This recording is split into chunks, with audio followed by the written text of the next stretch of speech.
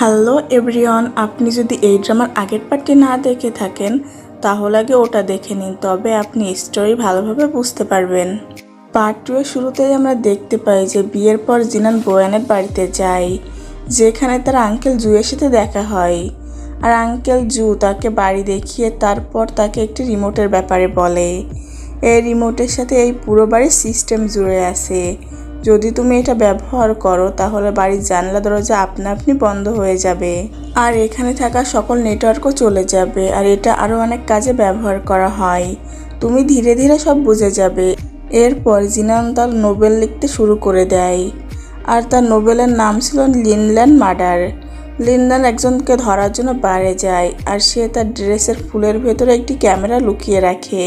তারপর সে একজন অচেনা লোকের কাছে গিয়ে বসে পড়ে। তখনই সেই লোকটা লিনল্যান্ডকে মারার জন্য বন্দুক বের করে, কিন্তু তখনই সে লক্ষ্য করে তার বন্দুক চলছে না এবং সে খেলনা বন্দুকে পরিণত হয়, কারণ লিনল্যান্ড একজন পরী ছিল। আসলে কথা হচ্ছে এটা যে জিনানের এত সুন্দর রুমে বসে ডেঞ্জারাস আইডিয়া আসছিল না, যার জন্য সে তার ক্রিমিনাল হিস্ট্রি লিখতে পারছিল না। এই সমস্যার সমাধান করার জন্য জিনান তার একটা বন্ধুর সাথে বাহিরে যায়, যেন সে তার ইনক্রিয়েশন খুঁজতে পারে। সেখানে তার বন্ধু শিও তার সাথে একটি ছবি তোলে আর সেটি পোস্ট করে দেয়। শিও থেকে ইন্সপায়ার হয়ে জিনান আরও একটি ছেলেকে পটানোর চেষ্টা করে, কিন্তু ওই ছেলেটিও জিনানের ক্লাসমেট ছিল। এটা জেনে জিনান অনেক এম্বারেসিং ফিল করে। অন্যদিকে বয়ানও সেই পোস্ট দেখে বাড়ি চলে আসে, আর সে দেখে জিনান অনেক বেশি নেশা করে ফেলেছে।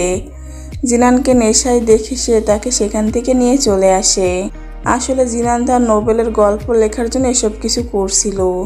পরের দিন সকালে জিনান যখন ওয়াশরুমে যায় তখন সেখানে বয়ানও ছিল, আর ওদের দুজনের চোখে চোখ পড়ে যায়। কিন্তু তখনই বয়ান তাকে বলে, তুমি আমাকে এভাবে দেখা বন্ধ করো। তখন জিনান বলে, আমি তোমাকে দেখছি না, বুঝতে পারছো? আর তুমি এই ওয়াশরুমে কি করছো? তখন বয়ান তাকে বলে, আমি তো ভুলেই গিয়েছিলাম যে এটা তোমার রুম।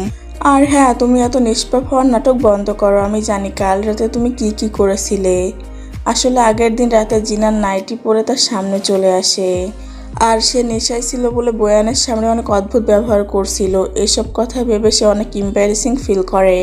যখন জিনান সেখান থেকে চলে যাচ্ছিল তখন বয়ান তাকে ব্রেকফাস্টের জন্য ডাকে, কিন্তু জিনান বারণ করে দেয়। এটা শুনে বয়ান দরজা লক করে দেয়। যখন জিনান দরজা খুলতে পারে না তখন সে তাকে দরজা খুলে দিতে বলে, কিন্তু সে যখন তার কথা শুনছিল না তখন জিনান তার কাছ থেকে রিমোট নেওয়ার চেষ্টা করে, কিন্তু ও একদমই নিতে পারছিল না। আর রিমোট নেওয়ার জন্য তারা অনেক কাছাকাছি এসে পড়ে। তখন বয়ান তাকে বলে, তুমি আমার এত কাছে কেন আসছো? তোমার কি কন্ট্রাক্টের কথা মনে নেই? এটা শুনে জিনান তার কাছ থেকে দূরে সরে যাওয়ার চেষ্টা করে, কিন্তু সে জিনানকে যেতে দেয় না। আর এটা দেখে জিনান তার পায়ে অনেক জোরে মারে। তখন বয়ানের হাত থেকে রিমোট পড়ে যায়। সে দরজা খোলার জন্য চেষ্টা করে, কিন্তু ভুল করে সে বাড়ির সকল কিছুই বন্ধ করে দেয়, আর বাড়ির নেটওয়ার্কও চলে যায়। এটা দেখে জিনান আঙ্কেল জুকে সাহায্য করার জন্য বলে, কিন্তু আঙ্কেল জুকে জিনান কি বলছিল এসব কিছু আঙ্কেল জু বুঝতে পারছিল না। তখন বয়ান তাকে রিমোট দেখিয়ে সব কিছু বুঝিয়ে দেয় যে তারা এখানে লক হয়ে গেছে। তখন তিনি একটি স্পিকার আনার জন্য চলে যায়। তারপর জিনান তখন তার ঘরে চলে যায় এবং দেখে তার রুমে একটি জানলা খোলা রয়েছে। সে জানলা দিয়ে বেলকনিতে যায় এবং তখন সেখানে কাই চলে আসে। আর কাই যখন জানতে পারে জিনান বাড়ির মধ্যে বন্ধ হয়ে গেছে তখন সে তাকে বের করার জন্য সিঁড়ি নিয়ে আসে। তখন বয়ান এসে তাকে ভেতরে নিয়ে যায়, আর এই কথায় রাগ করে যে কাই এখানে কেন এসেছে। হঠাৎ করে তারা দুজন পড়ে যায়, আর কাই তাদের এই অবস্থায় দেখে ফেলে। তখন কাই বয়ানকে বলে, মিস্টার বয়ান, আমার জিনানকে বিরক্ত করা বন্ধ করুন, আমি তাকে এখান থেকে নিতে এসেছি। বয়ান বলে, জিনান আমার ওয়াইফ, তুমি যে জিনানকে বাঁচানোর জন্য এসেছো। তখন কাই নিচে পড়ে যায়।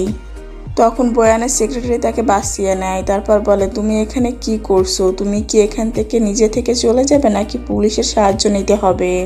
তখন কাই সেখান থেকে চলে যায়। রাতের বেলা জিনানের রুম থেকে আওয়াজ পেয়ে বয়ান সেখানে চলে আসে। ওই সময় জিনান তার নোবেলের লাইন অ্যাক্টিং করছিল, আর সে বয়ানকে দেখে অনেক বেশি ভয় পেয়ে যায়। তখন সে রেগে বলে, তুমি নক করে আসতে পারো না? তখন বয়ান বলে, তুমি কি ঘুমাবে না? যদি না ঘুমাও তাহলে এই ধরনের শব্দ করা বন্ধ করো আর আমাকেও ঘুমাতে দাও। তখন জিনান বলে, আমি আমার কাজ শেষ করে ঘুমাবো, তোমার ঘুমাতে ইচ্ছে হলে তুমি গিয়ে ঘুমিয়ে পড়ো। এভাবে বয়ানও তাকে স্টোরি লিখতে সাহায্য করে। লিখতে লিখতে ওরা বুঝতেই পারে না যে কখন সকাল হয়ে গেছে। আর জিনানের কাজও শেষ হয়ে যায়। তারপর আঙ্কেল জু এসে বয়ানকে বলে যে অফিসে যাওয়ার জন্য গাড়ি রেডি আছে। তখন জিনান বলে, তোমার একটু রেস্ট নেওয়া উচিত। এটা শুনে বয়ান তাকে একটু শুনিয়ে বলে যে সবাই তো তোমার মতো অলস না। তারপর জিনান প্রেসিডেন্ট ডুকে বলে যে সে তার পরের স্টোরি পাবলিক করে দিয়েছে, কিন্তু প্রেসিডেন্ট ডু তাকে জব থেকে বের করে দেয়। অনেক বোঝানোর পরও প্রেসিডেন্ট জিনানের কোনো কথাই শুনে না। এরপর আমরা দেখি যে লু বয়ান মিস হানের সাথে একটি পার্টিতে যায়, যেখানে প্রেসিডেন্ট ডু তার সাথে দেখা করতে আসে। অন্যদিকে কাই জিনানকে কল করে বলে যে প্রেসিডেন্ট ডু একটি পার্টিতে রয়েছে। এটা শুনে জিনান সেখানে চলে যায় আর প্রেসিডেন্ট ডু এর কাছে আরেকবার সুযোগ চায়, কিন্তু প্রেসিডেন্ট তাকে অনেক বেশি কথা শোনায়, কারণ সে অনেক ফেমাস লেখক না।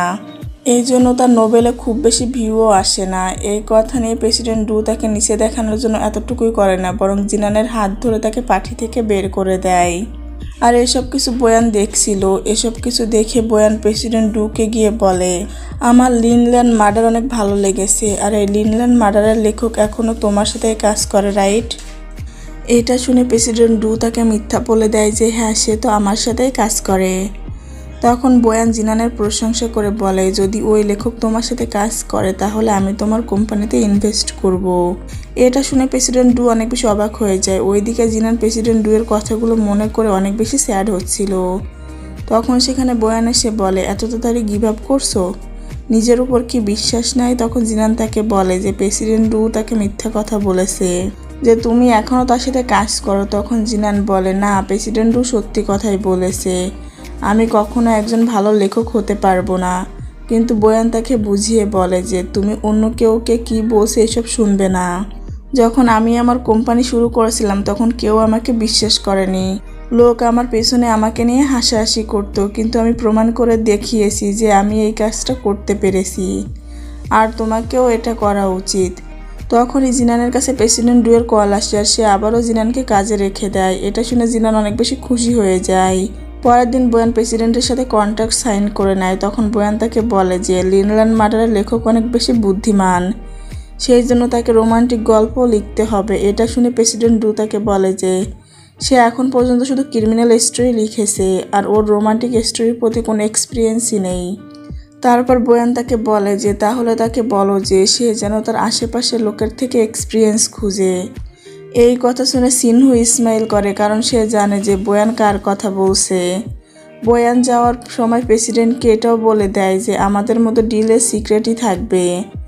যখন বয়ান ওইখান থেকে বাইরে আসে তখন জিনান সেখানে চলে আসে, আর জিনানকে আসতে দেখে বয়ান সিনুকে সেখানে রেখে চলে যায়। সিনুকে সেখানে দেখে জিনান জানতে চায় যে সে এখানে কি করছে। সিনু বাহানা বানিয়ে সেখান থেকে চলে যায়। এরপর আমরা দেখি যে প্রেসিডেন্ট জিনানের সাথে অনেক ভালো ব্যবহার করছে, যেটা দেখে জিনান অনেক বেশি অবাক হয়। তারপর প্রেসিডেন্ট ডু জিনানের অনেক প্রশংসা করে আর তাকে রোমান্টিক নোবেল লেখার জন্য বলে, কিন্তু জিনান তাকে বারণ করে দেয়। তখন প্রেসিডেন্ট ডু তাকে বলে, যদি তুমি রোমান্টিক নোবেল লেখো তাহলে ফিউচারে আমরা তোমার লেখা নোবেল পাবলিক করে দেব। এটা শুনে জিনান কাজে লেগে যায়, কিন্তু তার জন্য স্টোরিতে এত ইমোশনাল সুইটনেস দেওয়া অনেক কষ্টকর ছিল। এর জন্য সে তার বন্ধুর কাছে সাহায্যের জন্য যায়, কিন্তু সিনু তাকে যেতে দেখে নেয়। বয়ানের মা তাকে আর জিনানকে ডিনারের জন্য ইনভাইট করে। কথা বলার জন্য যখন বয়ান জিনানকে কল করতে যাচ্ছিল, কিন্তু কিছু একটা ভেবে তাকে কল করে না। এটা দেখে সিনু বলে যে আমি জিনানকে কায়ের সাথে একটি ক্যাফেতে যেতে দেখেছিলাম। এই কথা শুনে বয়ান সেখান থেকে চলে যায়। তখনই রাস্তায় মিস হানের সাথে তার দেখা হয়। তো মিস হান তাকে ডিনার করার জন্য ইনভাইট করে, কিন্তু বয়ান তাকে বারণ করে দিয়ে সেখান থেকে চলে যায়। আর এখানেই পার্ট 2 শেষ হয়ে যায়। যদি ড্রামা এক্সপ্লেনেশন ভালো লাগে তাহলে ভিডিওতে লাইক করে দিবেন, কমেন্ট করে দিবেন, আমার চ্যানেলটা সাবস্ক্রাইব করে দিবেন।